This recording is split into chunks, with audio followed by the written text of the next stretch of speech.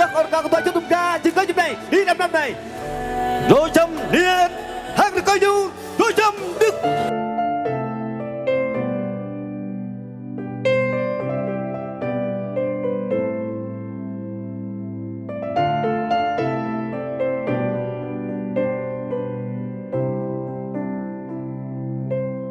Nhiều khi kiếm đâu cô tích trên đời, thật là điều may mắn nếu như có người cầm tay bước đi đến cuối con đường, bao giờ thì sẽ tới. Dẫu anh không là chàng hoàng tử mà em đắm say, chỉ là gian đơn thôi như hình hài anh lúc này. Anh vẫn muốn quỳ gối trước nàng công chúa, em nhớ đêm này. Điều anh muốn là luôn thấy em cười, chẳng cần phải lo lắng vì anh ở đây rồi, để anh che chở em hết quãng đường ngày sau nhé. Ngày đầu tiên cùng nhau sống suốt đời, cùng nhìn về phía trước cầm tay mãi không rời, và con tim cùng chung một nhịp khi ta có đôi. Điều anh mong thật ra chẳng xa xôi đâu, chỉ cần ta cùng nhau đến khi bạc đầu.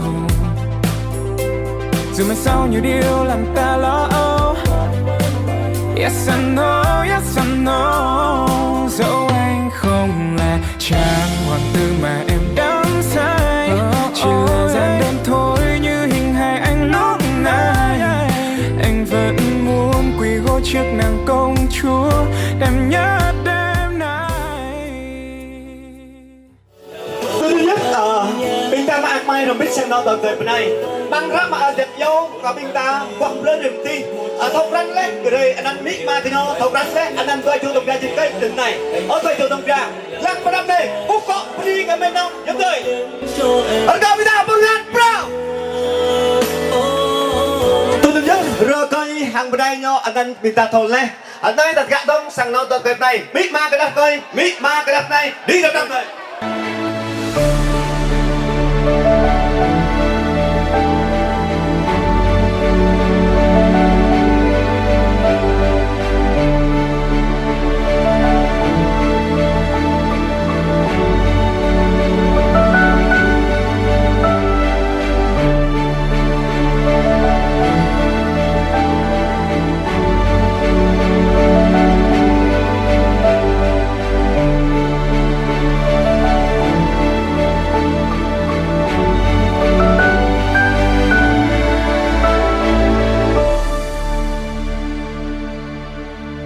Tôi đến sang năm nhà tổ chức bình ta đầm đầm bông hoa yểm nhâm chẳng mang bí bằng bình ta bông hoa nang hoa ta ngồi tụm năm sang nào của nhâm ác ai trúc bọc giang rồi lệ bịa bì khờ bí bằng ta anh đây một lần nhún trong prin bịa mạ mang tay bí hấp bì khờ bí bằng bình ta mang giang từng sang nọ có đập cây sang nọ có đập đây lâu có bên đi quay giang ở đây ấy dạ biết lòng dòng tới rồi ngồi đùm tới với một cái ố môi tay chị mỗi da một sợi đôi ta ngồi từ dòng tôi ta ngồi làm bé hết lẹ xin lời nữa chúc chú bác đừng xa đừng kinh qua chơi là không có gì hơn có nước uống đồ uống có gì là mình dùng là xin tạ ơn nhá. Đúng không? Quá tuyệt vời đúng không ạ quý vị? Chúng ta cho một tràng pháo tay to to đúng không ạ? Vâng, cảm ơn rất nhiều. Chắc chắn trong mâm tiệc hôm nay mùi hương thơm đậm đà khó quên. Đấy là trung tâm tiệc cưới hôm nay. Kính thưa quý vị, chúng ta đã nghe qua một lời cảm ơn, lời phát biểu rất là tuyệt vời hôm nay đại diện với họ nhà gái. Nếu chỉ có họ nhà gái thôi, không có họ nhà trai, không có ngày hạnh phúc hôm nay. Chắc chắn rồi, ông bà ta nói rằng là hạnh phúc tuyệt vời nhất là của người con gái và con trai. Ngay bây giờ, Yên Bình cũng để lâu nữa. Chúng ta hãy lắng nghe một lời cảm ơn đại diện bên họ nhà trai. Đi về nuôi cái market vừa không nên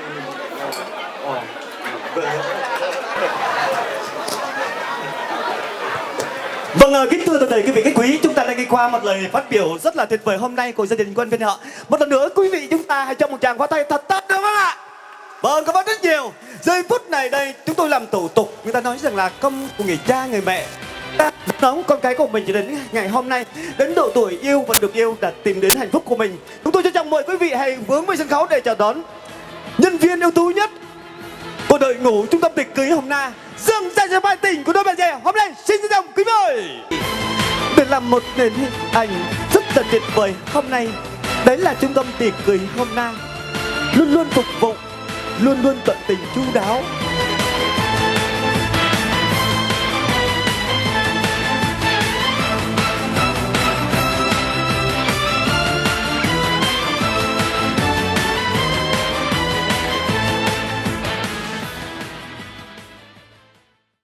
Đúng.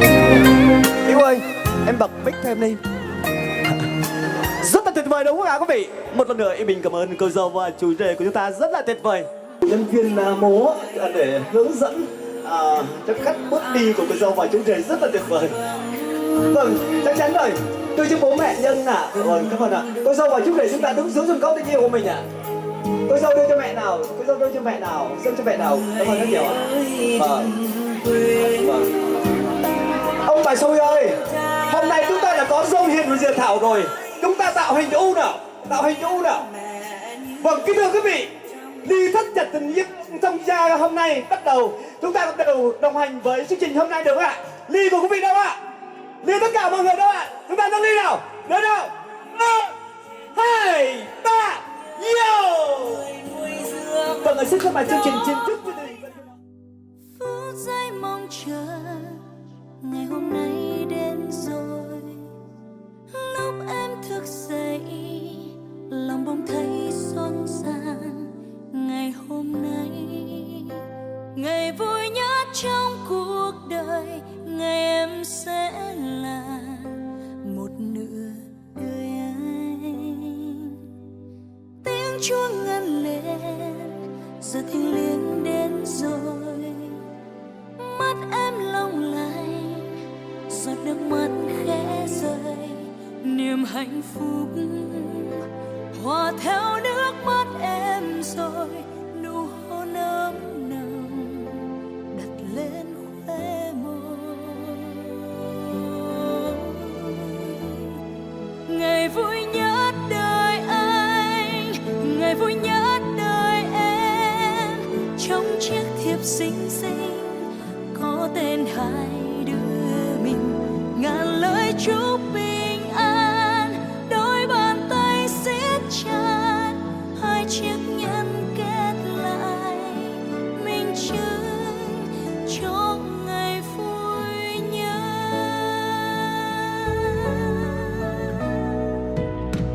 Phút giây mong chờ ngày hôm nay đến rồi, lúc anh thức dậy lòng bỗng thấy xôn xao. Ngày hôm nay ngày vui nhất trong cuộc đời, ngày em sẽ là một nửa của anh. Mừng ngày phúc của bạn trẻ sẽ có sao và chú rể từ trong nếp và từ trong Đức. Có một người chị, có một người cậu, một người anh, có một phần quà để tặng cho cô dâu và chú rể nhân ngày cưới ngày hôm nay. Người cô nói rằng là hai cháu nên nhớ và giữ vững về sau hạnh phúc của mình. Chúc hai con hạnh phúc. Có người cậu nói rằng là hai cháu này giữ dòng mọi người đến đây chung vui, xin chúc mừng hai con. Như vậy thì cậu không có gì hơn. Cô nói rằng là hôm nay ngày cưới của hai con, cô có một phần quà thế này, mong hai con giữ vững về sau hạnh phúc của mình. Chúc hạnh phúc.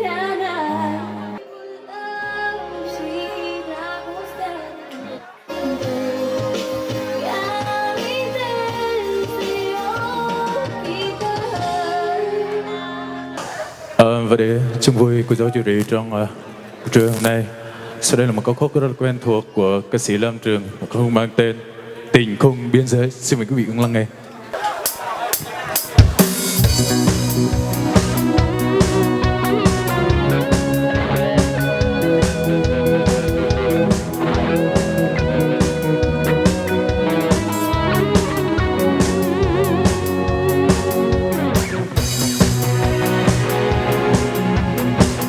cho con tim cho em, mắt đó chưa hề nghiêng, còn đâu này trong môi hôn đôi ta là biết bao ưu phiền.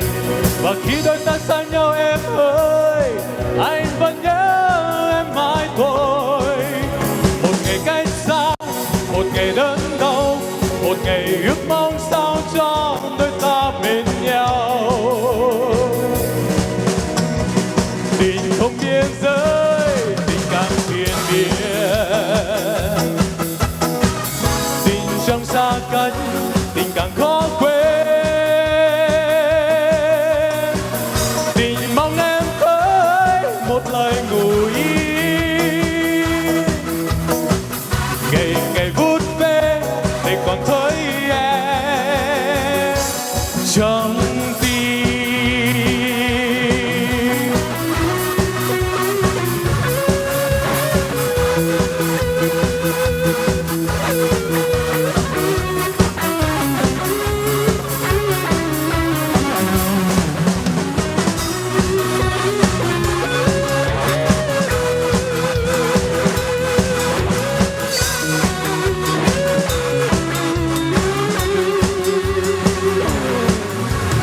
Khi anh trao con tim cho em, mắt đó chưa hề nghiêng, còn đâu này trong môi hôn đôi ta là biết bao ưu phiền. Và khi đôi ta xa nhau em ơi, anh vẫn nhớ em mãi thôi. Một ngày cách xa, một ngày đớn đau, một ngày ước mong sao cho đôi ta bên nhau. Tình không biên giới, tình càng triền miên, tình trong xa cách, tình càng khó quên. Tình mong em tới một lời ngủ yên, ngày ngày phút về để còn thấy em trong không biên giới, tình cảm triền miên, tình trong xa cách, tình càng khó quên. Tình mong em tới một lời ngủ yên,